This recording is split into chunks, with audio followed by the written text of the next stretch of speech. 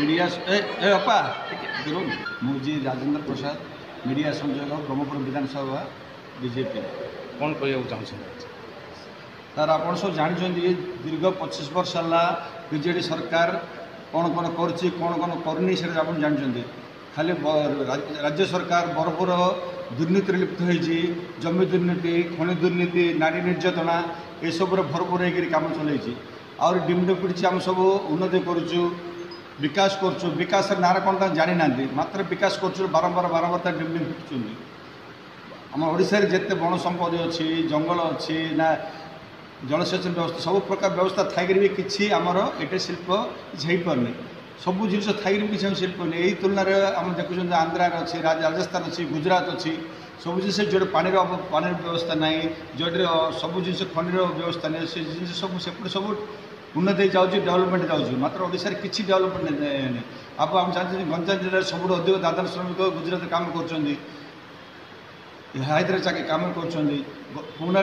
काम कर मतलब किसी आज दीर्घ 25 वर्ष है गोटे अनुष्ठान गोटे समय किसी हो पारनी हेबार भी किसी चांसेस बारंबार आम उन्नति कर विकास कर विकास विकास नारा शुणा पाँच ना विकास किसी हो पारनी एवं लोक चाहते सारे ओडिशा चाहते परिवर्तन चाहते ओडिशा सरकार परिवर्तन हो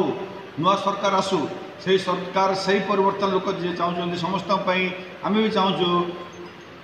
ओडिशा रे डबल इंजन सरकार आसू डबल इंजन सरकार हेले राज्यटा ओडिशा रे 1 नंबर हम बोली मोदी भी कही जाते गत 6 तारीख दिन मोदी आसते गंजाम जिला ब्रह्मपुर को ओडिशा